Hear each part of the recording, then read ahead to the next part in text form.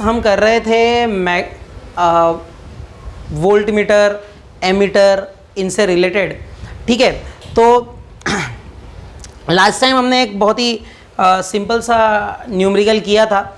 I hope कि आप सभी को समझ में आया होगा, वो है ना। क्या था वो कि एक रेजिस्टेंस है 1980 ओम का लगाया हुआ है, ठीक है। तो बड़ा ही इंटरेस्टिंग न्यूमेरिकल है वो, ठीक है। उसमें क्या हुआ था, उन्होंने बताया था कि उसका जो क्या होता है, स्केल डिवीजन जो रहता है वो 100 टाइम्स लार्जर हो जाता है, ठीक है ना। अच्छा, अब एक और क्वेश्चन हम इस पर करेंगे, ठीक है, इसी टाइप पर करेंगे। क्वेश्चन जो है वो कुछ इस तरह है कि अ galvanometer having 30 divisions has a current sensitivity of 20 microampere पर डिवीजन। अब ध्यान से देखिएगा, एक गैल्वेनोमीटर है जिसमें कितने डिविजन्स है, 30 डिविजन्स है। अ गैल्वेनोमीटर हैज़ 30 डिविजन्स, तो n इक्वल्स टू कितना दिया है, 30 दिया है, n equals to 30 divisions. A galvanometer has 30 divisions, ठीक है।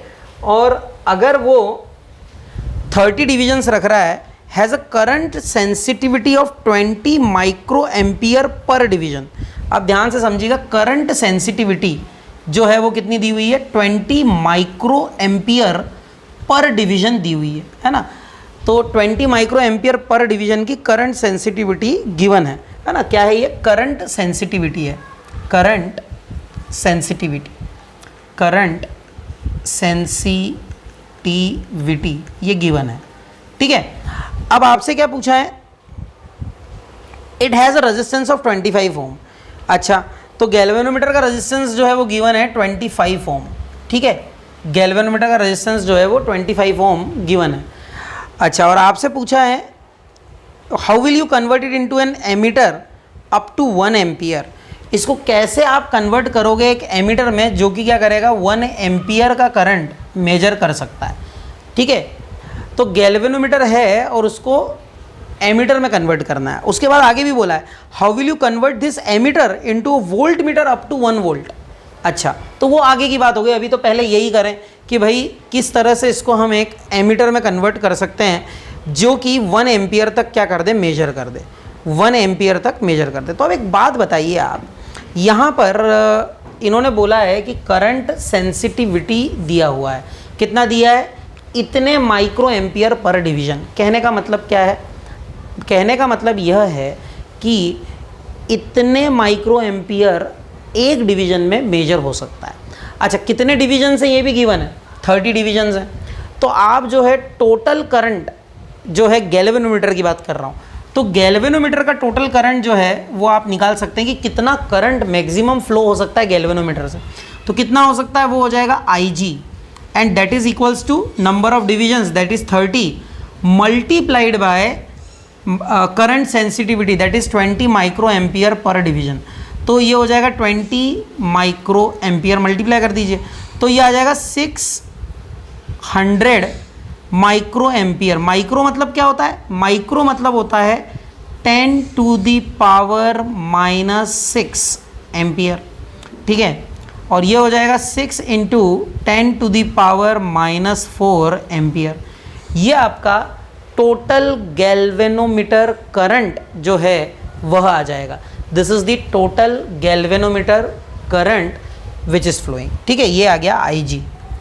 अब देखिए, ये जो है ये तो करंट गैल्वेनोमीटर से फ्लो हो रहा है, ये गिवन हो गया है ना। This is the current which is flowing from galvanometer. चलिए, अच्छी बात है। अब इसके बाद में उन्होंने बोला है कि आप इसको एमीटर में कन्वर्ट करो जो कि 1 एम्पियर का करंट मेजर कर दे, 1 एम्पियर का करंट मेजर कर दे, ऐसा पूछा है। तो देखिए, आपको पता है गैल्वेनोमीटर को एमीटर में जब बदलते हैं तो क्या करते हैं, आप एक शंट लगा देते हैं इस तरह से, ये शंट है, यहाँ ये गैल्वेनोमीटर है, ठीक है, और ये इस तरह से लगा होता है, ठीक। अब जब ये करंट आए जाता है, अब हमें ये करंट आए गिवन है, ये कितना होना चाहिए, 1 एम्पियर, क्योंकि इतना ही करंट वापस चला जाएगा 1 एम्पियर, और उसी को ये सेटअप जो कि अब एमीटर हो गया है वो क्या कर देगा, मेजर कर देगा। यही तो है बात। अब ये तो 1 एम्पियर है, तो current I equals to 1 ampere है। अच्छा, ये जो है IG है ना, गैल्वेनोमीटर से जो जाएगा, और ये जो है ये क्या हो जाएगा, I माइनस IG हो जाएगा जो कि शंट से जाएगा, और फिर ये मिलेंगे यहाँ और फिर से क्या बना देंगे, I इक्वल्स टू 1 एम्पियर बना देंगे, एज सिंपल एज दैट। बिल्कुल सिंपल सी बात है ये, ठीक है। अब देखिए, अब बात ये आती है कि अगर हम यहाँ 1 एम्पियर करंट ले रहे हैं, देखिए तो आपको पता है दोनों जो है पैरेलल में है, तो आप लिख सकते हैं I G into G is equals to I minus I G into S, लिख सकते हैं sir, I G into G equals to I minus I G into S. Clear है? अब आई जी आपको क्या गिवन है, आई जी कितना गिवन है, आई जी ये हमने 6 इंटू 10⁻⁴ निकाला है। तो आपको फाइंड क्या करना है, आपको फाइंड करना है कैसे कन्वर्ट करेंगे, तो शंट निकालना है आपको, बेसिकली कितना शंट लगाएंगे ये निकालना है। तो शंट निकालना है तो S इक्वल्स टू आ जाएगा I G into G upon I minus I G, है ना, I G into G upon I minus I G. Clear है इतना? अब देखो आई जी जो है, आई जी जो है वह क्या है, आई जी जो है वो 6 इंटू 10⁻⁴ एम्पियर है, ठीक है। तो आप लिख सकते हैं 6 इंटू 10⁻⁻⁴ एम्पियर, ठीक है, अपॉन आई माइनस आई जी।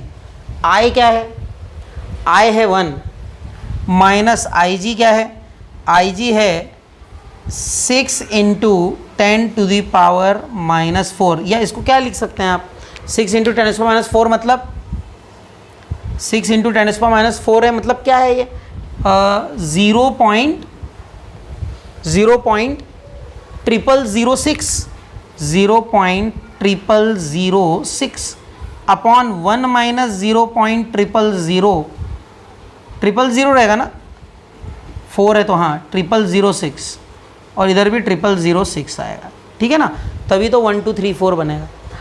अच्छा, ये शंट आ गया आपका, और आपको पता है शंट वैसे भी लो वैल्यू रेजिस्टेंस होगा, सही है कि नहीं, शंट जो है वैसे भी लो वैल्यू रेजिस्टेंस होगा। तो अब इसको आपको सॉल्व करना है।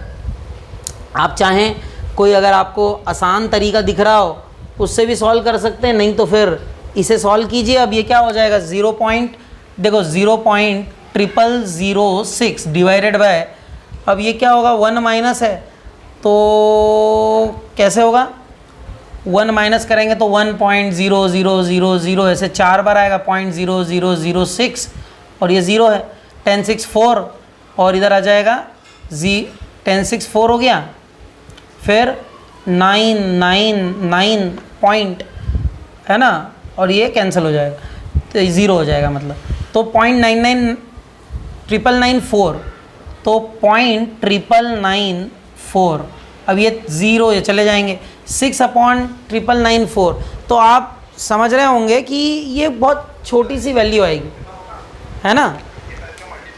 हाँ, किसका बेटा, हाँ, ये जी, कैपिटल जी का, हाँ वो रह गया, बिल्कुल सही, इंटू 25 भी होगा, सही बात है।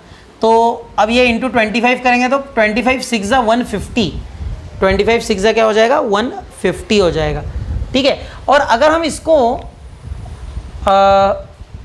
25 6 150 हो जाएगा ना, ठीक है, तो 150 डिवाइडेड बाय 99994 ऐसा हो रहा है, तो 150 डिवाइडेड बाय 99994। अच्छा, 99994 को हम अगर लिख दें 1 2 3 ऐसा कर दें तो ये कितना हो जाएगा, 1 2 3 4, मतलब ये आ जाएगा 0.0150 ऐसा कुछ आ जाएगा, 0.015। हाँ, क्या हुआ,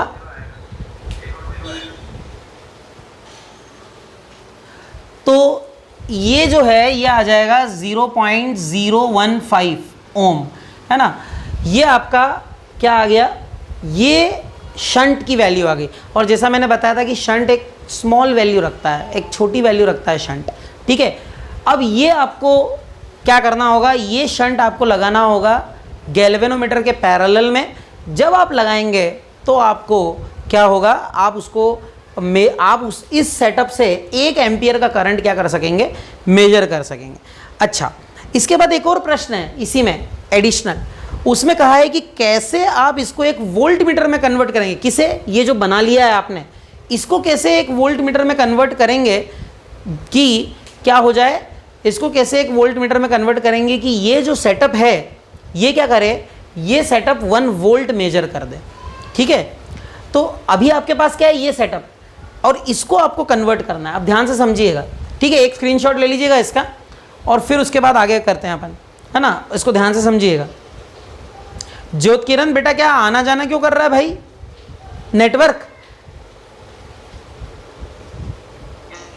हाँ ठीक है, तो अब देखिए आगे, अब आगे अगर आप देखेंगे तो आपको समझ में आएगा ये जो सेटअप है। अब ये G इक्वल्स टू कितना है आपका 25 ओम है ना।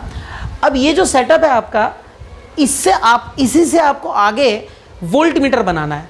तो अब देखिए वोल्ट मीटर बनाना है तो आपको एक बात समझ में आना चाहिए कि ये जो S है, ये जो आपने निकाला शंट 0.015, ठीक है, इस शंट के पैरेलल में आपने क्या लगा के रखा हुआ है भाई, इस शंट के पैरेलल में आपने गैल्वेनोमीटर लगाया, या बोलो गैल्वेनोमीटर के पैरेलल में शंट लगाया है। अब इनका डेफिनेटली जो एमीटर होगा वो इनका रिजल्टेंट रेजिस्टेंस देगा। तो कैसे निकालेंगे भाई, उसके लिए आप क्या करेंगे, 1 अपॉन आप रिजल्टेंट ले लीजिए, इजिकल्स टू हो जाएगा 1 upon G plus 1 upon S, और वो आप लिख सकते हैं R equals to G S upon G plus S. सही है ना, तो ये आप वैल्यू निकाल सकते हैं, जी S upon G plus S से आप ये वैल्यू निकाल सकते हैं, very easily you can find it out. ठीक है, तो जी S upon G plus S से आप ये वैल्यू फाइंड कर सकते हैं। तो अब आप बताइए कि कैसे आप जी S upon G plus S से निकालेंगे।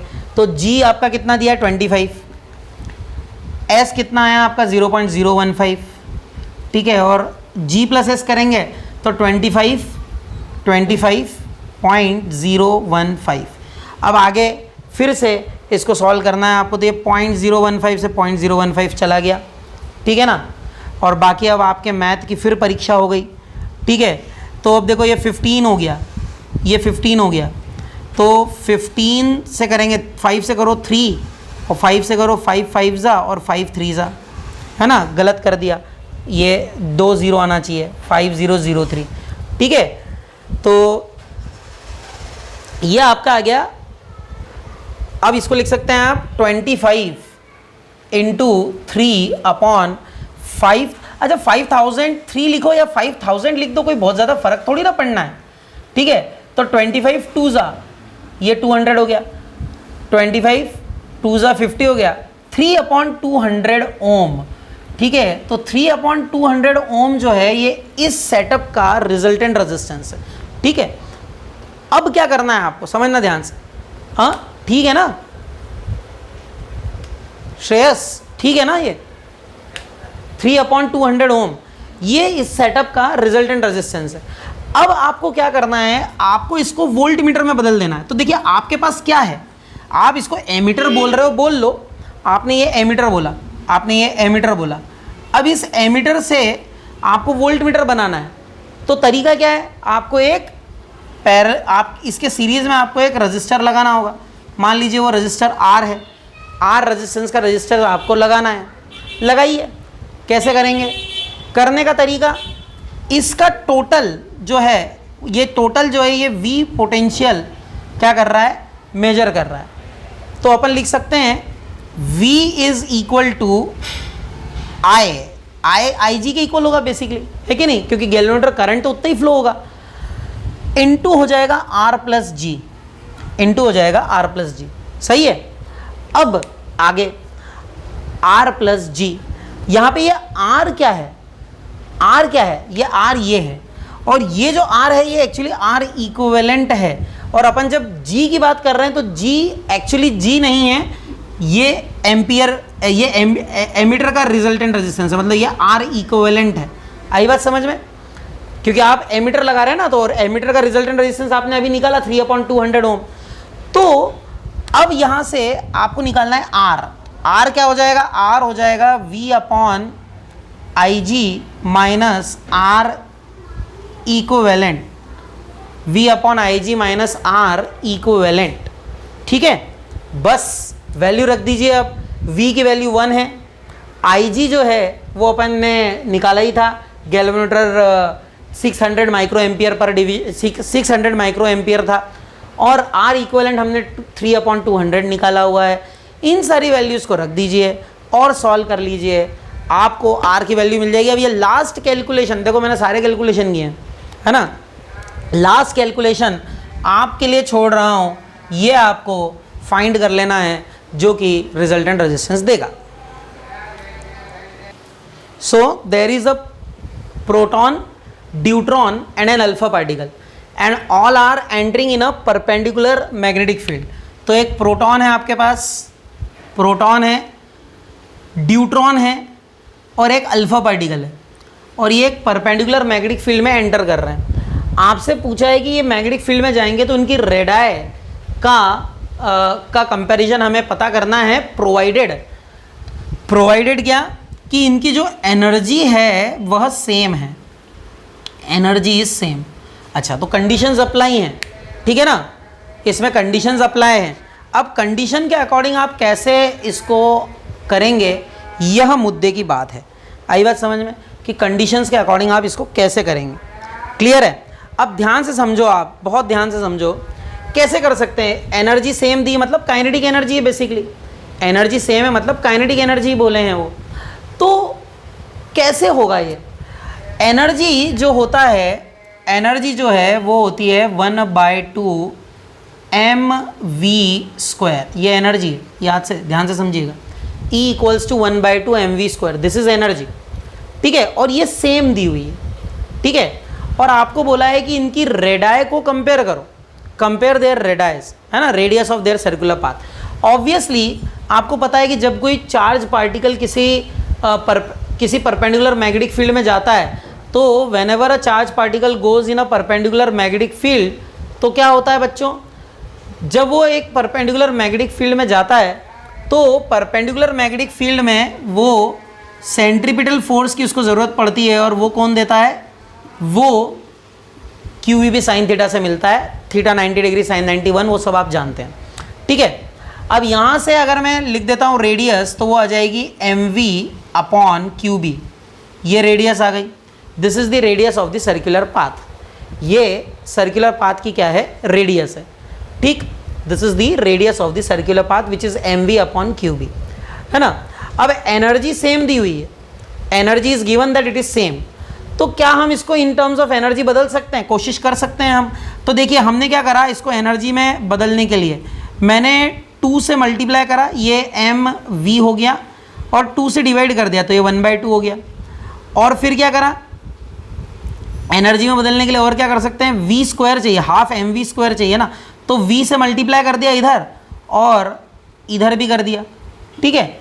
ऐसा कर देते हैं अपन, अगर हम ऐसा कर देते हैं, है ना, क्योंकि हमें इन टर्म्स ऑफ एनर्जी उसको क्या करना पड़ेगा, बदलना तो पड़ेगा, इन टर्म्स ऑफ एनर्जी हमें उसको क्या करना है, कन्वर्ट तो करना ही है, ठीक है। तो अब क्या हो जाएगा, ये 1/2, देखो 1/2 mv², ये एनर्जी हो जाएगी, ठीक है ना। तो इसको लिख सकते हैं अपन 2E/QVB, 2E/QVB, लेकिन इसमें वेरिएबल्स बहुत सारे आ रहे हैं। अच्छा, और एक और बात है कि एक चीज़ और जो हमें नहीं, ऐसा करने में दिक्कत क्या है कि सारे ही वेरिएबल आ रहे हैं। देखो मैग्नेटिक फील्ड कांस्टेंट है, वेलोसिटी आप बता नहीं सकते, और चार्ज भी अलग अलग है। देखो हमें कोशिश ये करना है कि वेलोसिटी कहीं से एलिमिनेट हो जाए, ये वेलोसिटी आ रहा है ना, ये गड़बड़ करेगा, तो कोशिश और कुछ करना पड़ेगा, ये ऐसे नहीं होगा। समझना क्यों बोल रहा हूँ मैं, क्योंकि आप एक्चुअली वेलोसिटी को पता नहीं कर पाएंगे, है ना, क्योंकि इन्फॉर्मेशन ऐसी दी नहीं है। तो आप कोशिश करें कि वेलोसिटी किसी तरीके से एलिमिनेट हो जाए। तो एक तरीका है ना, देखो यहाँ से दिस इम्प्लाइज, ये एनर्जी दी हुई है, यहाँ से वेलोसिटी निकाल लेते हैं, √2E/m, ऐसा लिख सकते हैं इसको, √2E/m, ये वेलोसिटी है। और इस वेलोसिटी को हम यहाँ रख दें तो ये हो जाएगा m × √2E/m, ऐसा लिख सकते हैं, √2E/m बराबर है √2E/m, और अपॉन में है QB, ये रेडियस है। अब ये आपका √2E/m आ गया, है ना। तो रेडियस आगे सॉल्व करेंगे तो क्या हो जाएगा बच्चों, ये हो जाएगा √2E रूट एम और रूट एम, तो ऊपर एम स्क्वायर रूट का तो अंदर रहेगा, अपॉन में क्या आ जाएगा क्यू बी, अपॉन में आ जाएगा क्यू बी। अब ध्यान से समझिएगा, यहाँ ये जो रेडियस है ये क्या आ जाएगा, देखिए अब ध्यान से देखिए, two constant, E constant, B constant, तो वेरिएबल कौन कौन से हैं, रूट एम अपॉन क्यू।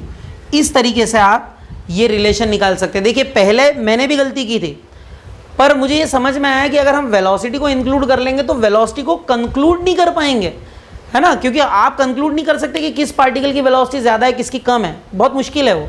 इसलिए कोशिश ये करना थी हमें कि वेलोसिटी को क्या कर दें, हम एलिमिनेट कर दें वहाँ से, तो हमने एलिमिनेट कर दिया। अब मुद्दे की बात आई, radius is proportional to root M by Q. अब देखिए एक प्रोटॉन है, एक न्यूट्रॉन है, एक अल्फा पार्टिकल है। अब इन सब का आपको जो है इन्फॉर्मेशन तो इन सब की हमें पता है, तो इस इन्फॉर्मेशन के बेसिस पे हम इसको सॉल्व कर सकते हैं। कैसे करेंगे, देखिए अगर मैं प्रोटॉन की बात कर रहा हूँ तो आर पी जो है, अगर मैं प्रोटॉन की बात कर रहा हूँ तो आर पी जो है वो क्या होगा, देखिए प्रोटॉन में 1H1 होता है, ठीक है। तो अगर मैं इसको ऐसा लिख दूँ, प्रोटॉन के लिए मैं लिख दूँ कि वो हो जाएगा रूट एच, ऐसे ही लिख देता हूँ मैं, या एक मास लिख देता हूँ, मतलब m लिख देता हूँ, रूट m। और q, प्रोटॉन पे चार्ज भी q ही होता है। अच्छा, ड्यूट्रॉन पे क्या होता है, ड्यूट्रॉन होता है 2H1, ड्यूट्रॉन क्या होता है 2H1, तो 2H1 होता है तो क्या हो जाएगा बच्चों, ये हो जाएगा 2 मतलब डबल मास है और अपॉन में q आ जाएगा, है कि नहीं। देखिए प्रोटॉन होता है 1H1, ड्यूट्रॉन होता है 2H1, ठीक है, ड्यूट्रॉन होता है 2H1 और अल्फा पार्टिकल होता है 4He2, ठीक है। तो अब ये ड्यूट्रॉन का हो गया, और अल्फा पार्टिकल का क्या होगा, तो अल्फा पार्टिकल के लिए हो जाएगा, ये 4 का मतलब होता है इसका जो मास है 4 टाइम्स मास ऑफ हाइड्रोजन होता है, और अपॉन में क्या आ जाएगा 2 टाइम्स क्यू, अपॉन में आ जाएगा 2 टाइम्स क्यू, 2 टाइम्स क्यू, ठीक। बस अब इसको थोड़ा सा सॉल्व कर लीजिए, आपका काम बन जाएगा। तो एक स्क्रीनशॉट फटाफट ले लीजिए, तो आगे की बात करें हम, एक स्क्रीनशॉट ले लीजिए फटाफट, अब आगे की बात करते हैं, ठीक है। चलिए अब बस यहाँ से आपको रेशो लेना है इनका, और क्या करना है, प्रोटॉन, ड्यूट्रॉन और अल्फा पार्टिकल के रेडियस का रेशो लेना है, रेडियस का रेशो लेना, R D, R P is to R D is to R alpha is equal to, अब देखो R P root M by Q है ना, फिर रूट 2 एम बाई क्यू, देखो रूट एम बाई क्यू, फिर है is to root 2 M by Q is to root 4 M bye 2 Q, ठीक है। अब यहाँ पर आप देखिए रूट एम बाई क्यू यहाँ पे भी है, रूट एम बाई क्यू यहाँ पे भी है, और रूट एम बाई क्यू यहाँ पे भी है, तो यहाँ से बचेगा 1, यहाँ से बचेगा स्क्वायर रूट ऑफ 2, और यहाँ से बचेगा देखिए स्क्वायर रूट ऑफ 4 हो जाएगा 2, और अपॉन में क्या आएगा, अपॉन में 2 और रहेगा, तो 2 से 2 गया तो ये भी 1 आ जाएगा, तो रेशो आएगा इनके रेडियस का 1:√2:1, 1:√2:1। बताइए इसमें कोई गड़बड़ दिख रही है क्या आपको, ज़रा जल्दी से चेक कर लीजिए, 1:√2:1 है ना, यही है 1:√2:1, इस रेशो में होना चाहिए। कहने का मतलब कि प्रोटॉन और अल्फा पार्टिकल के रेडियस जो हैं उनका रेशो सेम होगा, प्रोटॉन और अल्फा पार्टिकल के रेडियस का रेशो सेम होगा, और बाकी का जो है वो ये इसका जो होगा वो क्या होगा, स्क्वायर रूट 2 टाइम्स हो जाएगा, है ना, उसका क्या होगा, स्क्वायर रूट 2 टाइम्स हो जाएगा। बताइए इतना सभी को समझ में आ गया। अगला जो क्वेश्चन है वो कुछ इस तरह है कि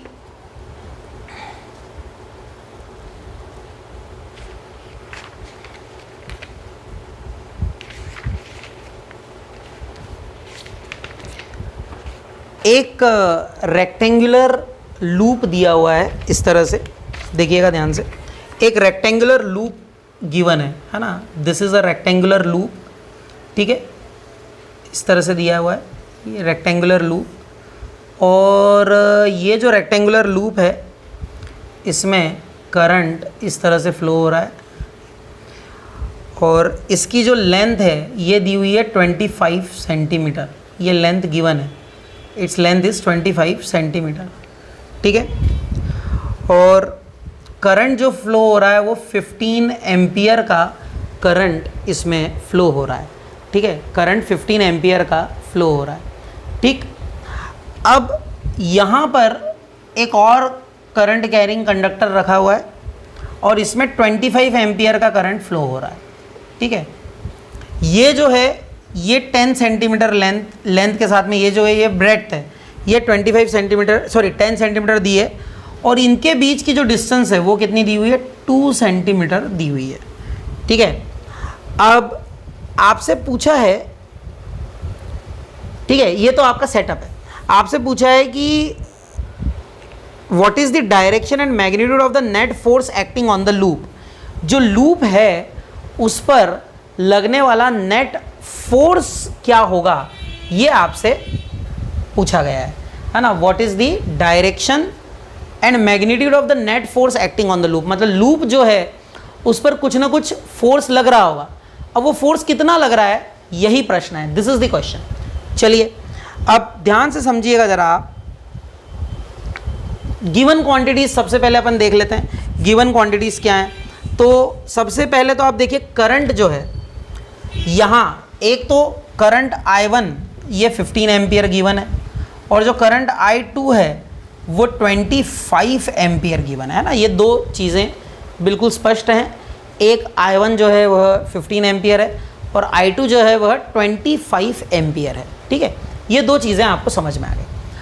आगे बात करते हैं।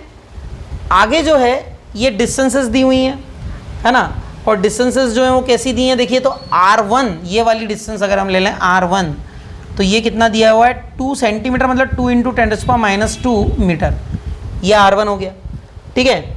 और अगर हम इसको बोलें R2 तो R2 क्या हो जाएगा, ये हो जाएगा 2 + 10 यानी कि 12 × 10⁻² मीटर। ये दो चीज़ें आपको आई होप कि समझ में आ गई होंगी, ठीक है। अब हमें इस पे फोर्स निकालना है और बात करनी कि भाई फोर्स निकालना है और अगर फोर्स लग रहा है तो वो अलग अलग है या नहीं है, कैसा है, इसके बारे में थोड़ी सी बात करनी है, ठीक है। तो आप ध्यान से समझिए कि ये करंट कैरिंग लूप है, ये करंट कैरिंग कंडक्टर है, तो इसके कारण मैग्नेटिक फील्ड लगेगी इस तरफ, देखिए, है ना। अगर आप इसको देखें, राइट हैंड थंब रूल लगाएं तो देखिए ये ऐसा मैग्नेटिक फील्ड ऐसे बाहर की तरफ आती हुई दिखेगी आपकी तरफ, ठीक है। और यहाँ पर देखिए ये कंडक्टर, इसमें करंट नीचे जा रहा है और मैग्नेटिक फील्ड ऐसे बाहर है, तो इस पर फोर्स लगेगा, ऑब्वियसली फोर्स लगेगा, है ना। और इस पर भी फोर्स लगेगा, ठीक है। और एक और बात ये है कि फोर्स की डायरेक्शन, क्योंकि करंट की डायरेक्शन अलग अलग है तो फोर्स की डायरेक्शंस भी क्या होंगी, अलग अलग होंगी। ये भी एक बात है जो कि आपको समझ में आ रही होगी, ठीक है। तो इतनी बातें तो आपको समझ में आ गई हैं और बहुत अच्छी बात है कि इतनी समझ में आई। इसमें कोई दिक्कत है तो आप बात कर सकते हैं, बताइए। इतना सभी को समझ में आ गया। अब हम डायरेक्शंस निकालने की कोशिश करते हैं। तो देखिए इस पर जो मैग्नेटिक फील्ड है वो बाहर की तरफ है, अब करंट जो है वो नीचे की तरफ है, मैग्नेटिक फील्ड बाहर की तरफ है, तो इस वाले पे जो फोर्स लग रहा है वो किस तरफ लग रहा है, वो मेरी तरफ, इस तरफ, लेफ्ट तरफ लग रहा है। तो अगर हम बोलते हैं फोर्स ऑन, नाम दे दें जरा, force on ABCD, so force on CD अगर हम बोल रहे हैं तो फोर्स ऑन CD जो है ऑब्वियसली वो क्या हो जाएगा, फोर्स ऑन CD जो होगा वो इस तरफ होगा, ठीक है। और force acting between two current carrying conductors, है ना, ये basically force acting between two current carrying conductors है। आप चाहें तो इसको डायरेक्शन वाइज भी निकाल के और फॉर्मूला लगा के कर सकते हैं, अदरवाइज सिंपल फॉर्मूला कौन सा चलता है, force acting on two current carrying, force acting on a conductor due to second, है ना, हमने पढ़ा है ये μ0/4π ट्वाइस I1I2/R, ट्वाइस I1I2/R, सही है, ट्वाइस I1I2/R। बस इसमें एक बात है कि इसकी डायरेक्शन कैसी, इस तरफ है, इस पे जो फोर्स लग रहा है इसकी डायरेक्शन इस तरफ है। ये मान लीजिए फोर्स ऑन CD है, इस पर कौन सी डायरेक्शन लगेगी वो निकालना पड़ेगी आपको। तो इस पर कैसी लगेगी डायरेक्शन ये भी देख लेते हैं अपन, फिर एक्सप्रेशन पे बात कर लेंगे। करंट ऊपर है, मैग्नेटिक फील्ड इस पर भी कैसी रहेगी, बाहर की तरफ, क्योंकि देखिए करंट ऐसा है, मैग्नेटिक फील्ड बाहर की तरफ, तो करंट ऊपर, मैग्नेटिक फील्ड ऐसी बाहर की तरफ, तो फोर्स इस पर इस तरफ लग रहा है। तो देखिए इस पर जो फोर्स है वो इस तरफ लग रहा है टूवर्ड्स राइट, और इस पर लग रहा है फोर्स टूवर्ड्स लेफ्ट। तो ये एफ ए बी जो है ये राइट की तरफ लग रहा है, एफ सी डी जो है वो लेफ्ट की तरफ लग रहा है, और इनका जो रिजल्टेंट है उसकी जो डायरेक्शन होगी वही डायरेक्शन किसकी होगी, रिजल्टेंट फोर्स की होगी, है ना। तो अब एफ सी डी और एफ ए बी ये निकालने की बारी आई, तो mu not upon 4 pi twice I1 I2 upon R कर देते हैं। अब बात आती है कि इस ये जो रहता है ये फोर्स पर यूनिट लेंथ होता है, तो आपको इसके साथ अब आप फोर्स निकाल रहे हो तो मल्टीप्लाई बाय लेंथ भी करना पड़ेगा, और लेंथ कितनी है, सी डी, लेंथ इसकी हो जाएगी लेंथ ऑफ सी डी, ठीक है। ये एफ सी डी आ गया, force acting on C D. अच्छा, और इसकी डायरेक्शन क्या है, टूवर्ड्स लेफ्ट है ये, है ना। अच्छा, इसको आर, अब देखो ये डिस्टेंस हमने R1 लेके रखी थी, तो इसको R1 दे देते हैं आप, कोई दिक्कत नहीं है। और आप निकालिए अब एफ सी डी के बाद निकालिए एफ सी डी के बाद निकालिए एफ बी ए। एफ बी ए जो है वो क्या हो जाएगा, वो फिर से ये mu not upon 4 pi twice I1 I2 upon R1, इस बार R2 हो जाएगा, और सी डी की जगह ए बी आ जाएगा, और इसकी डायरेक्शन होगी किस तरफ, इस तरफ होगी, टूवर्ड्स राइट। अच्छा, एक बात बताइए, कॉमन सेंस कहता है, कॉमन सेंस कहता है कि ये R ज़्यादा है। देखो बाकी सारे फैक्टर सब एक जैसे चल रहे हैं, और अगर ये R ज़्यादा है, R अगर ज़्यादा है तो ऑब्वियसली R ज़्यादा होने के कारण जो है ये वाला जो फोर्स होगा ए बी, ये थोड़ा सा कमज़ोर होगा, है ना। R ज़्यादा हो गया तो कमज़ोर होगा फोर्स। अगर फोर्स कमज़ोर है, अगर फोर्स कम लग रहा है, तो कहने का मतलब क्या हुआ कि जो इस तरफ वाला फोर्स है वो कमज़ोर है और इस तरफ वाला ज़्यादा है, तो लेफ्ट साइड की तरफ जो है, सॉरी ये वाला साइड कौन सा है, राइट साइड की तरफ जो है फोर्स ज़्यादा लगेगा, और इस तरफ जो है, इस तरफ राइट साइड की तरफ जो है इस तरफ जो है फोर्स कम लगेगा, है ना। तो आप रिजल्टेंट कैसे निकालेंगे, तो रिजल्टेंट के लिए आप कर देंगे F C D minus F B A. अब बात आई सी डी, वो रहा सी डी। सी डी की वैल्यू क्या होगी, तो देखिए formula mu not upon 4 pi यानी 10 टू द पावर -7। अच्छा, दोनों में कॉमन है तो इसको कॉमन ले लीजिए। Twice I1 I2 upon twice I1 I2 भी कॉमन है, वो भी ले लीजिए कॉमन, कोई दिक्कत नहीं है। ट्वाइस I1 क्या है 25 एम्पियर, लिख दीजिए I1 25 इनटू, इसमें क्या लिखेंगे, इसमें करंट कितना फ्लो रहा है 15, तो इसमें भी 15 लिख दीजिए, ओके।